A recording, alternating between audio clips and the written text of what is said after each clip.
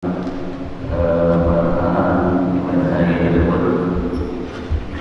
juga akan anak-anak belajar dan mendengarkan ilmu bermanfaat. Selanjutnya yang berurusan mudah-mudahan menjadikan oleh Tuhan dan juga dari 18 saudara-saudara kita beliau dilanda peperangan terkenal dari Israel dan dari Palestina. Mudah-mudahan di tempat tinggal kita Allah Subhanahu wa taala. Allah hadirin yang berbahagia, insyaallah kita Nabi Al-Fatihah. A'udzu billahi Bismillahirrahmanirrahim. Alhamdulillah rabbil alamin.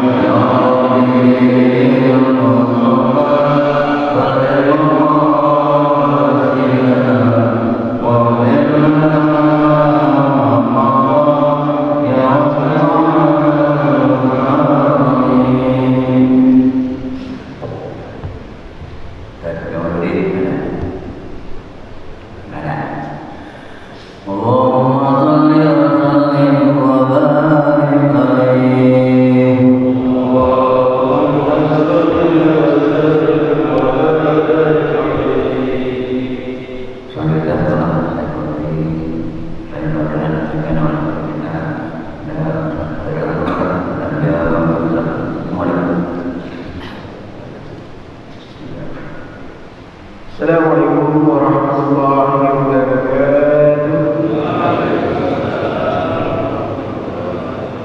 A'udzu billahi samil 'alim minasyaitonir rajim. Bismillahirrahmanirrahim.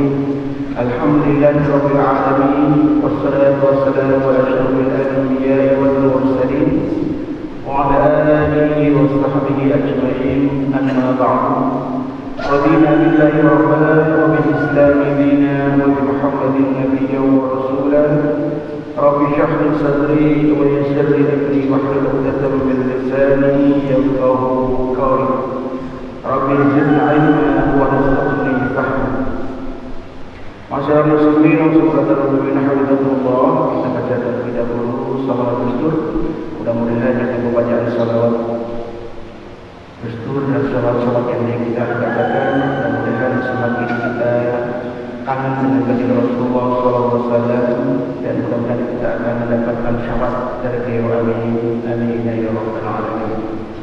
Bismillahirrahmanirrahim. Allahumma salli wa sallim, Allahumma salli wa sallim wa zid wa alim wa an'im wa tafadhal wa barik bi jalalika wa kamalika ala sayyidi ibadik wa ashraf ibadik as'adil arabi wal ajam wa imami qailata wal haram wa tarjuman الغنى ومنبع العلم والحلم والحكمة والحكم أبي القاسم سيدنا وحبيبنا وشفيعنا وقرة أعيننا ومولانا محمد صلى الله عليه وسلم.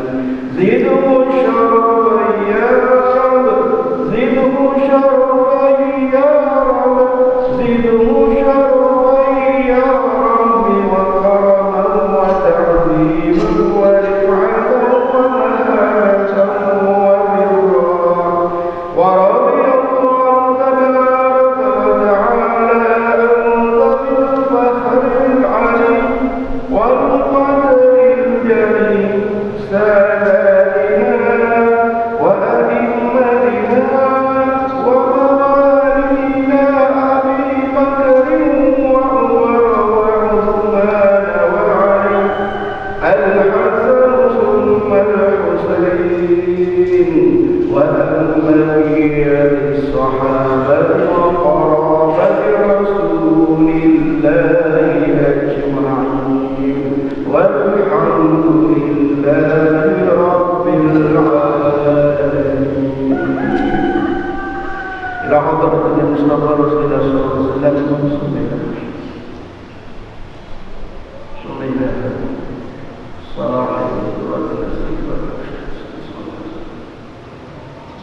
الفاتحة.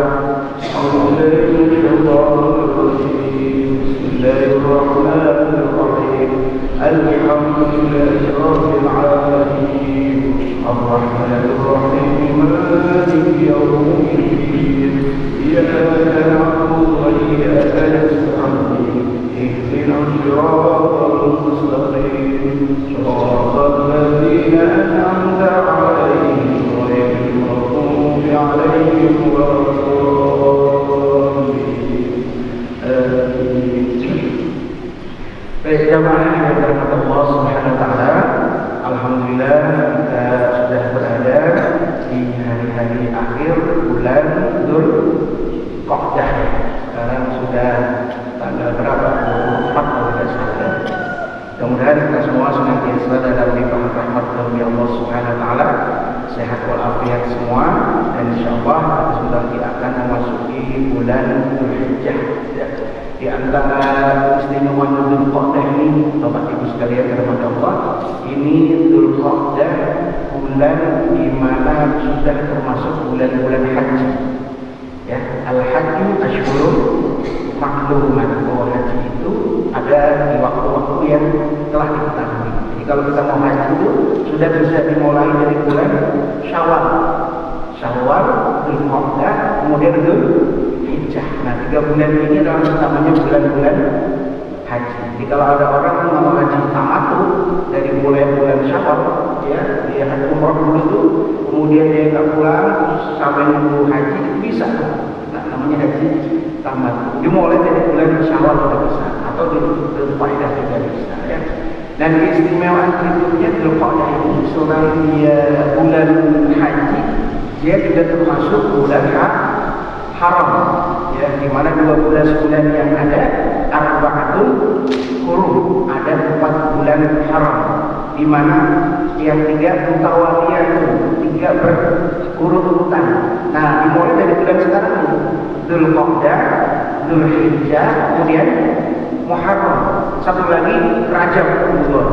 Nah, 4 bulan ini bulan haram. Nah, karena di bulan haram, bulan yang sangat dimuliakan oleh Allah Subhanahu wa taala, maka di antara keistimewaan bulan Dzulqa'dah ini dan nanti bulan Dzulhijjah, Muharram, terus nanti belakangnya tasbih bulan haram, pahala kebaikan-kebaikan akan dilipat gandakan oleh Allah Subhanahu wa Ta'ala. Ya. Tapi dan konsekuensinya masih katanya kita lakukan di bulan haram juga akan Allah catat lebih banyak dosanya dibanding bulan-bulan yang lain. Maka nanti jadi satu sisi kita dapat keistimewaan dapat masuk di bulan haram, ya, belum ada kebaikan kecil akan dilipat gandakan oleh Allah Subhanahu wa Ta'ala. Tapi keburukan pun sama manusianya, maka kita perlu harus hati-hati. Apalagi bagi mereka yang pada tahun ini berkesempatan untuk melaksanakan ibadah haji. Satu di bulan suci, ya bulan haram. Kedua di tanah suci sudah pasti dilipat gandakan semua kebaikan-kebaikan. Ya, jamaah sudah berapa? Banyak. Jamaah Arafah sudah berapa? Sudah semuanya. Alhamdulillah. Ya. Tadi langsung ke Mekah. Dia kloter dulu. Langsung ke Mekah. Iya. Sekarang kamu sudah langsung ke Jeddah Mekah semuanya. Insya Allah pekan depan kami berangkat membawa jamaah itu tanggal 9 Juni kami berangkat. Jadi di travel kami ada 4 kloter, ada 4 penerbangan. Kita mulai dari tanggal 6, tanggal 7, tanggal 9, tanggal 10 terakhir closing gate di Mekah di Arab Saudi dan itu Madinah Jeddah itu tanggal 10 Juni dan kita nanti 10 Juni akan terbang membawa jamaah. Jadi tanggal 6, 7, 9, 10. Nah saya kebagian bawa jamaah tanggal 9. Alhamdulillah pada tahun ini kami membawa amanat untuk mendampingi jamaah kurang lebih sekitar 1.200 jamaah haji yang dititipkan diamanatkan kepada kita. Mudah-mudahan nanti kita semua yang ada di Masjid Ar-Rahman ini menjadi salah satu Duyufur Rahman, menjadi salah satu tamu Allah Subhanahu wa Ta'ala. Dan semalam sebetulnya kita undang jamaah Ar-Rahman untuk hadir di Walimatus Safar. Jadi semalam janji kita Walimatus Safar, tapi ya memang banyak kegiatan, jadi kita juga acaranya semalam mendadak juga. Karena dari kemarin sih jadi nggak ada waktu kosong. Nah, kemarin baru ada waktu kosong, jadi kita akan menyebutkan. Nanti kita saling doa di antara kita ya. Jadi nanti kalau pas kami ini berada di tanah Arafah ya, pas lagi tanggal 9 Dzulhijjah, nanti Bapak Ibu sekalian kalau bisa juga berdoa di sini, mengaminkan doa-doa kami yang ada di tanah Arafah. Ya, khususnya kalau kita sudah wukuf ba'da zawal, setelah zuhur masuk sampai kemudian asar. Setelah asar kita akan menghadap ke langit, kita keluar dari tenda meminta berdoa. Di saat itulah waktu yang paling mustajab ketika kita berada di tanah Arafah. Nah, ketika kita berdoa di sana, Bapak Ibu mengaminkan di sini. Sehingga tinggal dikonversi waktunya beda sekitar 4 jam.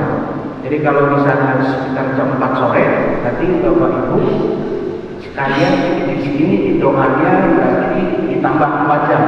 Jadi kalau misalnya kami berdoa jam 4 habis asar, kita pada 4, 5, 6, 7, 8.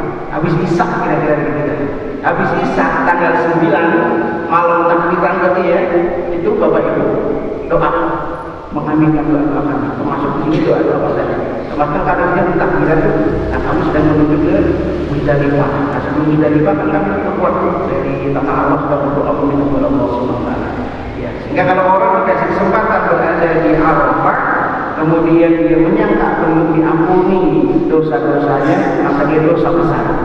Karena apa? Allah membanggakan mereka yang berada di tanah Arafah, dan mereka yang berada di tanah Arafah keluar pasti sudah dalam keadaan tidak mempunyai dosa. Alhamdulillah. Kita doakan untuk dan seluruh jamaah Masjid Jami Ar-Rahman mudah-mudahan diberi kesempatan satu saat nanti untuk menjadi salah satu Duyufullah, Duyufur Rahman, tamunya Allah dalam melaksanakan ibadah haji maupun umrah.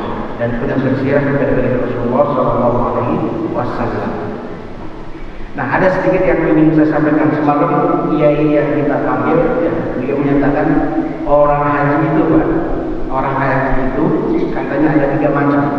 Ada namanya haji nasab, ada haji nasib, ada haji nisab katanya. Wah, itu bagus juga di belakang. Apa itu haji nasab? Haji nasab itu karena keturunan. Karena keturunan nasab yang bagus, bapaknya udah kaya dari awal, ya, udah duitnya udah banyak kan. Jadi dia haji itu gampang aja, karena memang nasabnya udah bagus, ayah ibunya udah banyak. Ya, seperti kita lihat mungkin ya di antara kita yang punya anak kecil, dia bisa haji bersama ayah ibunya, haji nasab, karena bapaknya punya duit. Tapi ada juga orang yang nasabnya biasa-biasa saja, orang tuanya bahkan tidak mau. Tapi kemudian dia mempunyai keuletan di dalam bekerja sampai kemudian dia mempunyai harta benda yang cukup untuk berhaji. Manis atau alaihi sabila. Dia punya kemampuan untuk pergi ke sana. Maka disebut kata dia namanya haji nisab. Haji nisab itu apa? Nisab itu kayak orang zakat lah.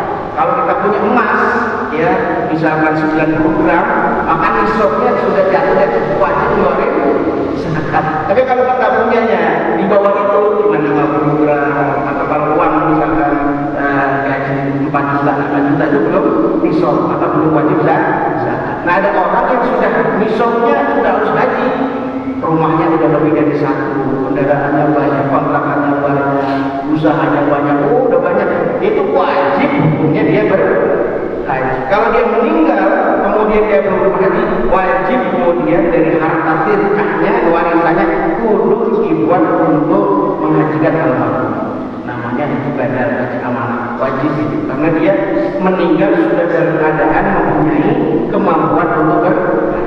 Itu namanya haji nisab. Nah, kalau kayak kami ini namanya haji nasib. Haji nasib. Jadi secara nasab kita sama, kita semua. Kemudian secara nisab ya ada, tapi masih belum nyampe. Kalau mendaftar haji plus yang harganya sampai ratusan. Nah, karena nasib saja Bapak Ibu, kita berkawan dengan orang-orang baik, dengan para ustaz, kemudian kami diminta untuk bergabung dengan mereka. Pada akhirnya mereka ada jamaah untuk ustaz pendamping, dan kami kemudian dibawa untuk membersamai mereka. Nasibnya Pak. Maka kemudian pesannya adalah kalau nanti kita punya anak, punya cucu, ya wasiatkan kepada mereka untuk berteman dengan orang baik. Insya Allah kalau kita berteman dengan orang-orang baik, nasib baik juga akan mendatangi kita. Insya Allah. Baik, jemaah yang dirahmati Allah Subhanahu wa Ta'ala, kita lanjutkan pembacaan kitab Durratun Nazim fil Waqti wal Irsyad. Kita sudah memasuki pertemuan yang ke-22, Al-Majlis Tsani wal Ishrun, pengajian atau pertemuan yang ke-22. Fi bayani al-iman, berkaitan dengan iman atau menerangkan tentang iman. Beliau musannif mengambil ayat Al-Quran di dalam surat Al-Anfal ayat 2 sampai ayat 4. A'udzubillahi minasyaitonir rajim. Bismillahirrahmanirrahim. Innamal mu'minuna alladzina idza dzukira Allahu wajilat qulubuhum wa idza tuliyat 'alaihim ayatuhu zadatuhum imanan wa 'ala rabbihim yatawakkalun. Alladzina yuqimuna as-salata wa mimma razaqnahum yunfiqun. Ulaika humul mu'minuna haqqan. Lahum darajatun 'inda rabbihim wa maghfiratun wa rizqun karim. Shadaqallahu 'azim wa shadaqa Rasulullah al-karim wa nahnu ala dzalika minasyahidin wa syahidin walhamdulillahi rabbil alamin. Bismillah, mari kita lanjutkan pembacaan kitab Durratun Nazim. Innamal mu'minuna ay al-kamiluna fil iman. Sesungguhnya orang-orang mukmin ay al-kamiluna fil iman, maksudnya orang-orang mukmin ini adalah orang-orang yang sempurna imannya. Siapa orang-orang yang sempurna imannya? Alladzina, yakni orang-orang idza dzukirallahu, apabila disebut nama Allah, wajilat qulubuhum, maka takutlah hati-hati mereka. Ay fazi'at li dzikrihi, ya, maksudnya adalah terkejut, ya, mengingat akan kebesaran Allah Subhanahu wa ta'ala, isti'dhaman, karena merasa mengagungkan Allah Subhanahu wa ta'ala, wa tahayyuban, dan merasa takut min jalalihi, dari kebesaran Allah Subhanahu wa ta'ala. Wa qila, dan disebutkan huwa ar-rajul yaqumu bi maksiatin. Ada juga yang mengatakan bahwa ia adalah orang yang ingin melakukan suatu kemaksiatan. Jadi ada orang yang ada kesempatan untuk berbuat maksiat. Ada orang lihat kemaksiatan ada di depan matanya, sehingga dia berkesempatan untuk berbuat maksiat. Fayuqalu lahu, maka kemudian ada seorang-orang yang mengingatkan kepada kita, mengada kepada orang yang tadi berkesempatan untuk berbuat maksiat. Apa yang didengarnya?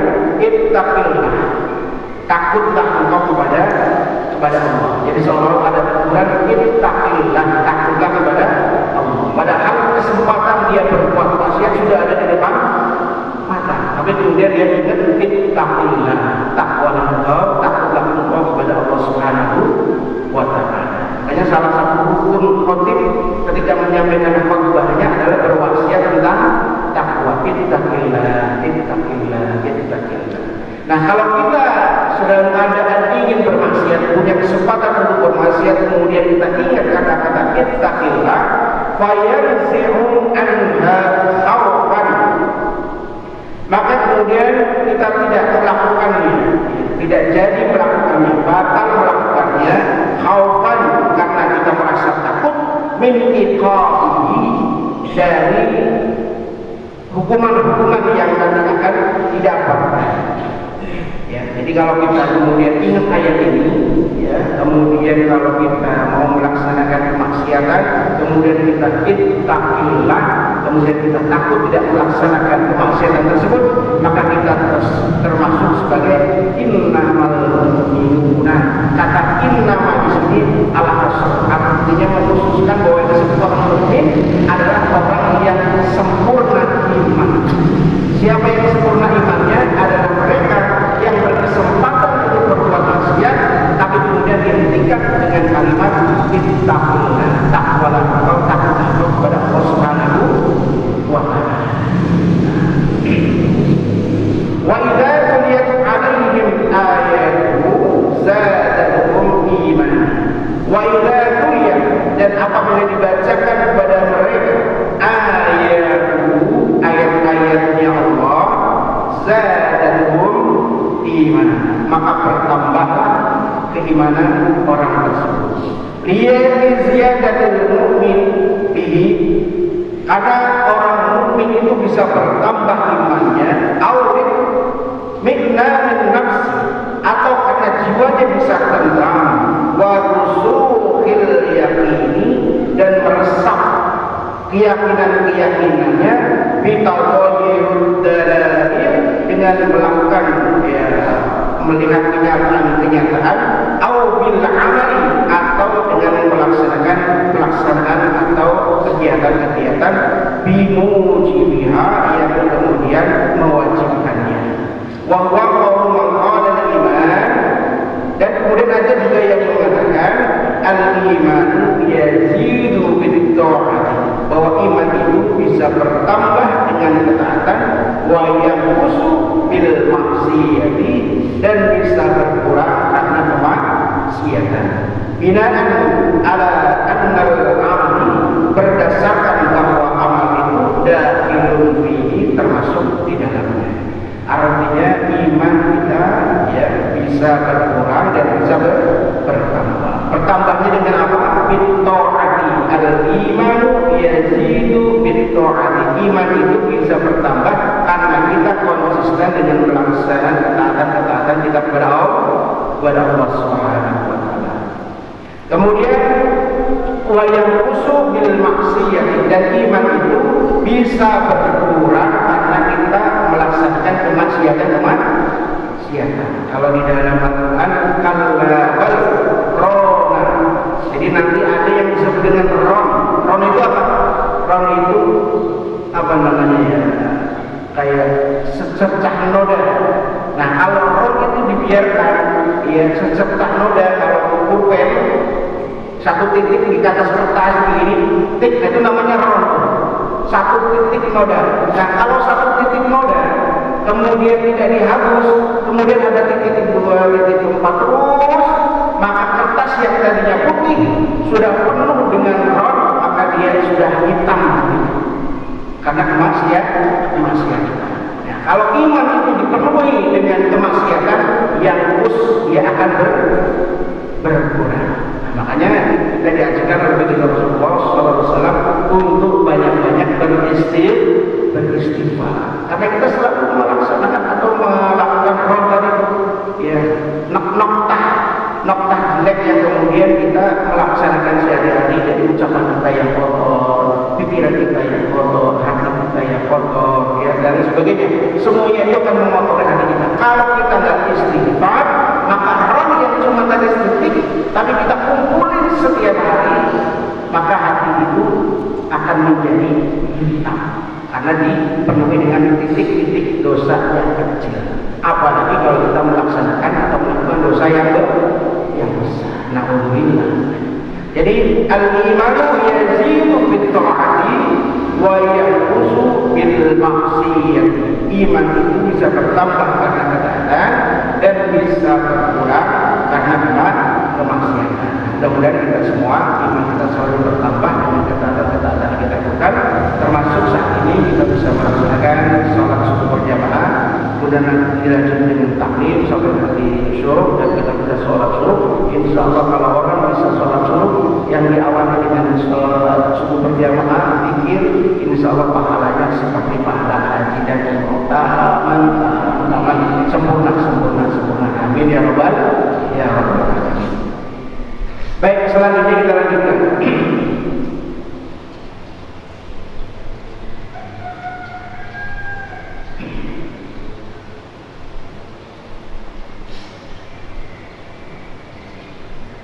Karena Ibrahim bin Adham rahimahullah ta'ala, ada seorang ulama bernama Ibrahim bin Adham.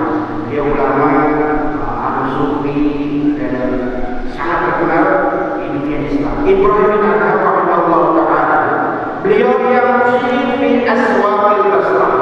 Satu saat, ya, Syekh Ibrahim bin Adham ini yang musyrik, ya, berjalan fi aswaqil Basrah, di pertokoan atau di pasar-pasar Basrah di Irak.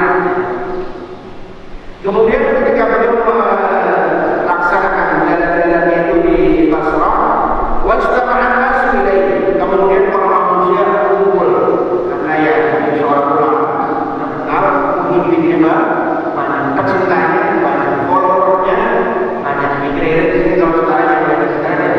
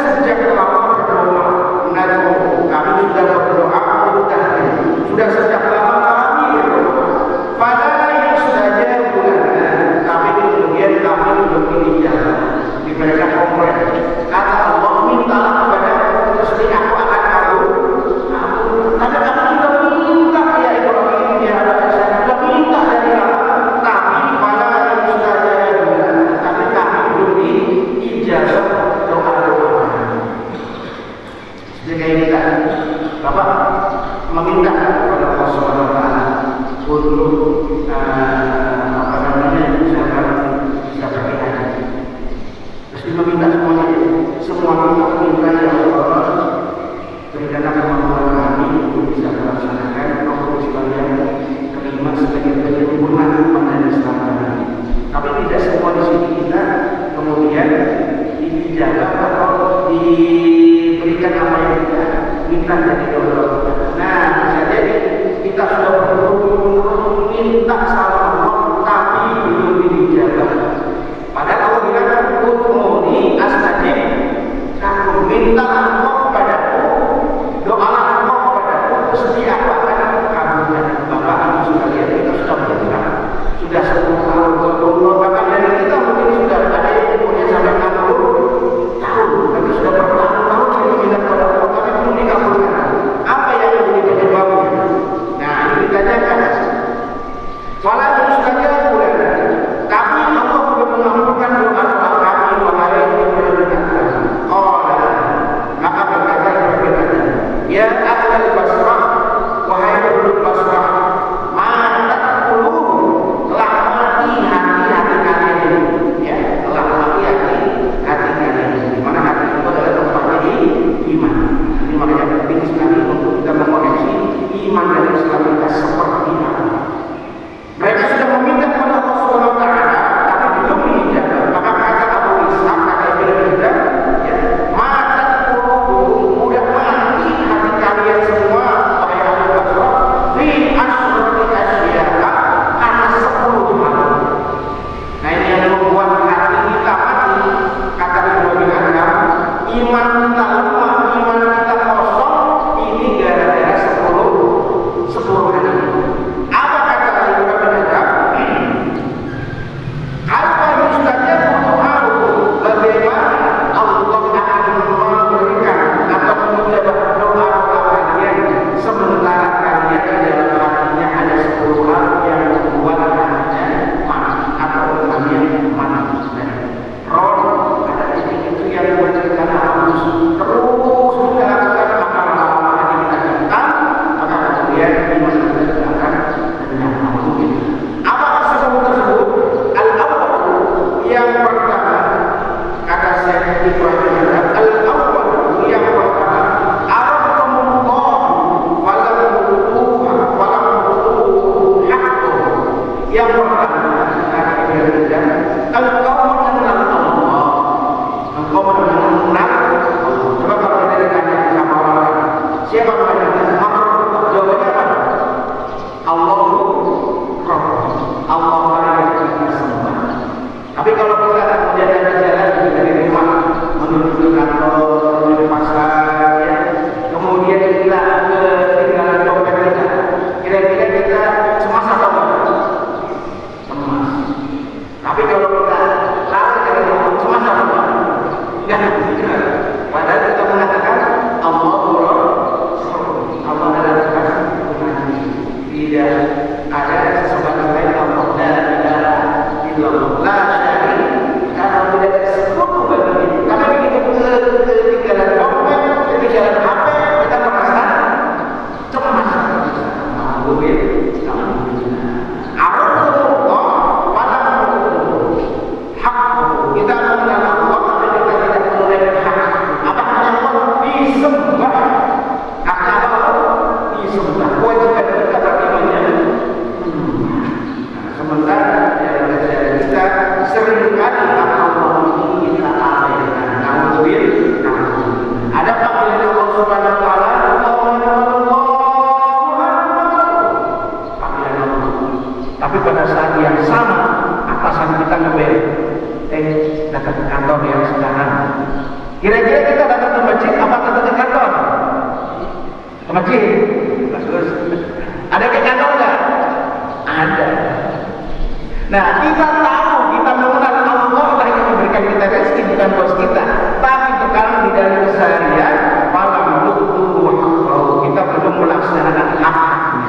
Kita masih memilih memanggil ataupun menerima panggilan manusia daripada menjawab panggilan Allah.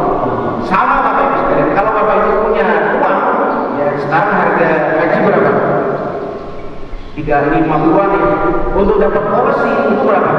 25 juta namanya.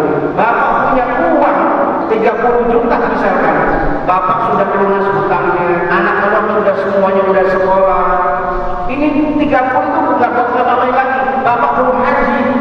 Kemudian 30 juta ini bapak pilih buat buka rekening haji atau buat beli motor baru misalkan. Buat beli yang mana? Buat beli motor, buat beli emas, atau buat daftar haji? Yang benar. Apalagi takut-takutin, lah umur 60 tahun baru daftar haji, waiting listnya 30 tahun kapan berangkatnya. Oh, kita berpikir ya udah beli motor aja, ya udah beli emas aja. Akhirnya apa? Kagak pakai duit buat haknya Allah. Kita tahu kewajiban kita, tapi kemudian kita nggak melaksanakan haknya Allah. Jadi kalau kita ini sudah punya uang untuk bisa mendaftar haji, daftar haji. Masalah bekerjanya apa? Serahkan semua sama Allah. Yang penting mudah. Kalau kita sudah daftar, kalau kita lihat, itu kita sudah dianggap jamaah haji ketika kita sudah meninggal dunia. Itu nanti kita meninggal dunia, kita sudah terdaftar menjadi calon jamaah haji. Tidak mati dalam keadaan yang punya atau kalau kita punya uang untuk bukan haji. Tapi kalau kita punya uang 30-40 juta dari apa-apa, malah kita diinvestasi, malah kemudian kita dari apa-apa, sementara kita punya kewajiban haji yang dilaksanakan haji yang kita. Kalau kita mati, maka Allah matinya tidak yang menjadi bahwa semuanya hakkan matinya tidak ada. Kenapa? Kita tahu itu haknya Allah, kewajiban kita untuk haji, tapi tidak dipakai untuk ditanggung.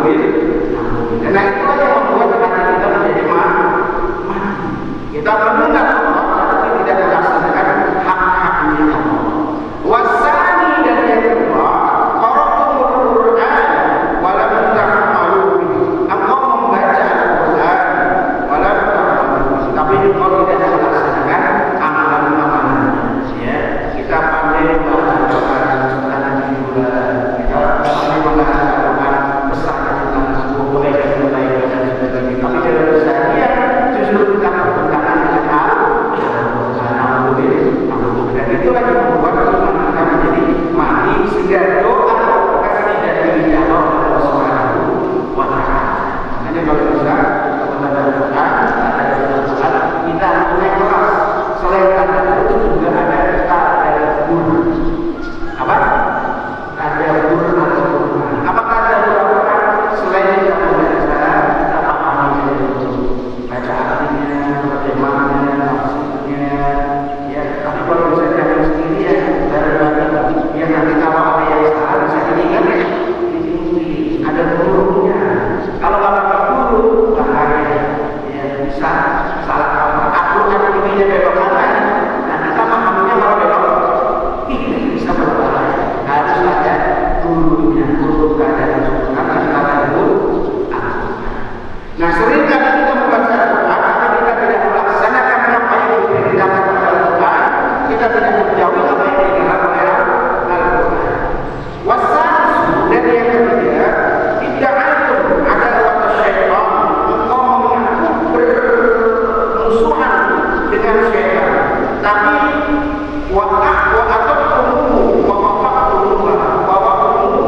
tetapi justru ya kau taat kepada syaitan, maka kau bersepakat dengan syaitan.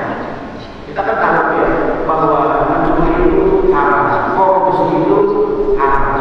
Tapi ada nggak orang mencuri? Ada nggak orang korupsi? Orang Islam bukan. Dia sudah Islam, dia tahu korupsi itu haram, dia tahu mencuri itu haram, tapi dia lakukan itu. Berarti dia tahu bahwa setan adalah musuhnya, tapi dalam kenyataannya dia justru bersepakat dengan setan. Makanya setan sekarang banyak yang karena setan sudah jadi manusia, sudah tidak diajari, sudah bisa melakukan sendiri. Jadi jangan sampai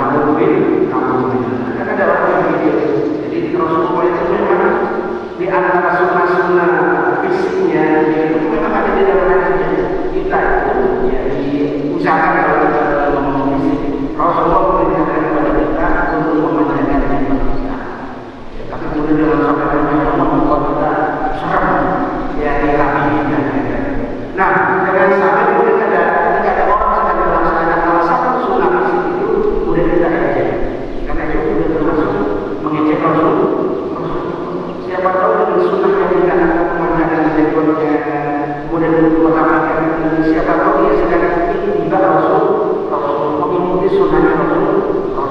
Tapi juga jangan sampai orang yang sudah memanjangkan jenggotnya seperti sahabat Rasulullah, jangan sampai mencela orang yang kadang memelihara jenggot, karena surga dan neraka tidak terletak di jenggot. Jadi jangan sampai saling mencela, saling membohongi. Siapa tahu yang nggak punya jenggot ini, kalau dikasih jenggot dibiarin malah waktu itu nggak panas. Karena kan ada orang jenggotnya belum tiga hari depan.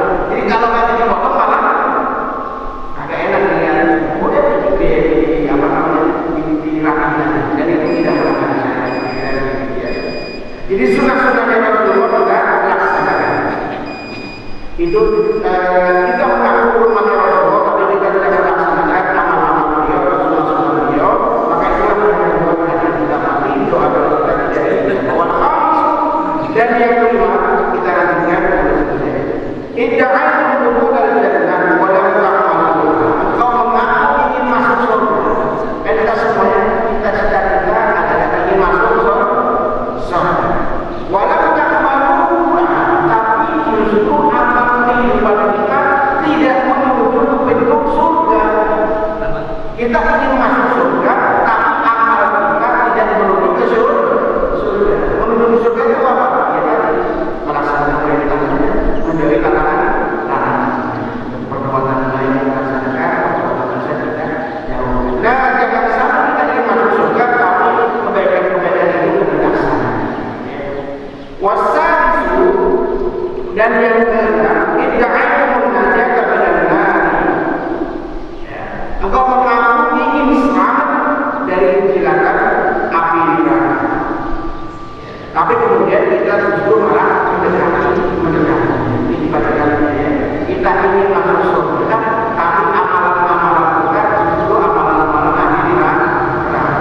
Kita ingin dijauhkan dari neraka, tapi justru amalan-amalan kita mendekatkan kepada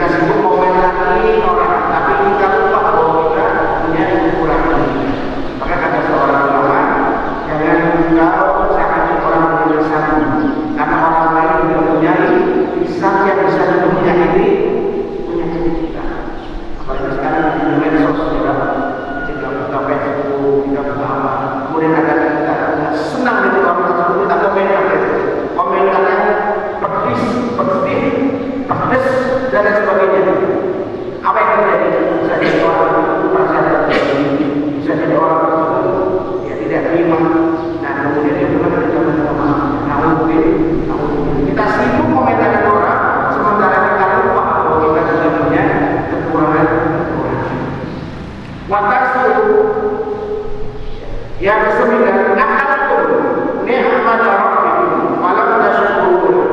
Engkau memakan dari nikmat-nikmat Allah Subhanahu wa taala walam tashkurun, tapi engkau tidak bersyukur.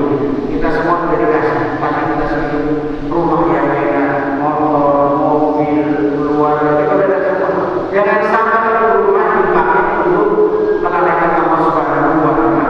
Ya, sangat enak milik rumah karena ada AC-nya, fasilitas semuanya, ada panggilan dari masjid untuk sholat, kita enakan di rumah. Namun begini, kita dikasih apa nikmat oleh Allah Subhanahu wa taala tapi tidak syukur. Nah, ini salah satu contoh kita ada panggilan untuk sholat berjamaah. Karena sangat enak di rumah kita tidak ada sholat berjamaah. Kita dikasih mobil, dikasih motor, bukan yang dijalankan ke tempat-tempat yang ada takdirnya, justru kita menggunakan fasilitas tersebut menuju ke tempat-tempat maksiat. Dan yang terakhir itu wa'asyiru, dan yang ke-10 kata Ibnu Rajab, dafatum amwatakum walam tahtabiru bihi. Engkau memendam atau menunggu orang mati di antara kalian, tapi engkau tidak mengambil kita atau mengambil pelajaran dari keadaan tersebut. Artinya kita setiap hari bisa menyaksikan orang meninggal dunia. Ya, kalau tidak ada meninggal dunia, bapak semua keluar itu terus tidak lewat jalan apa ya, jalan kuburan, jalan rusak, jalan rusak yang kuburan itu. Pernah nggak kalau di dalam kita, dalam diri kita, nanti sore, nanti siang saya sudah ada di dalam. Pernah nggak bapak ya pikiran seperti itu? Jalan ya, adanya apa? Tidak ada, begitu saja. Jangan kita pikiran begitu, doa kita lakukan perlu biasa saja. Pada satu saat kita pasti akan menjadi ahli. Nah, kita melihat orang itu, kita melihat orang di dalam kuburan, tapi kita tidak walau tak tahu kita tidak memiliki maaf dari kejadian tersebut. Maka kalau orang ya kalau kita lagi galau, kalau dia kita kuburan itu, kalau kita lagi punya masalah kita kuburan, ngapain? Merenung di antara orang yang di dalam kubur ini minta kepada Allah dibangkitkan kembali di mana untuk bisa melaksanakan amal-amal yang dulu ingin dilakukan, tapi kemudian diabaikan, mungkin karena tidak sempat atau kemudian karena tidak. Termasuk di antara amal yang ingin dilaksanakan oleh ahli kubur ini, kalau bisa katanya ahli kubur bangkitkan ya Allah walaupun hanya sesaat saja, 1 menit saja, 1 detik saja ya Allah bangkitkan saya, itu apa? Ahli kubur tidak ingin sholat, ahli kubur tidak ingin zakat, ahli kubur tidak ingin haji dan umrah, tidak. Mereka hanya ingin bersedekah. Jadi kita ini kalau sekarangnya ya titipan amalan dari Allah, apapun, kalau kita mempunyai semua, tapi kita tidak belanjakan di jalan Allah, nanti kita bakal nyesal. Kalau kita sudah mati, karena kalau misalnya kita sudah siapa yang mati? Anak bini kita. Dan anak bini kita, kalau dia dikasih ilmu, dia pasti akan memberikan kita sebagai almarhum. Ini diwakafkan atas nama ayah, ini diwakafkan atas nama almarhum. Tapi kalau anak bini kita tidak tahu itu, apa yang dilakukan mereka dengan harta dengan agama saja? Mereka justru berebut warisan. Makanya menghubungi bapak ibu sekalian, kita masih hidup, kita masih punya uang, punya harta yang kita berhak untuk membelanjakannya dan jangan di jalan Allah. Sebab kalau sudah game over,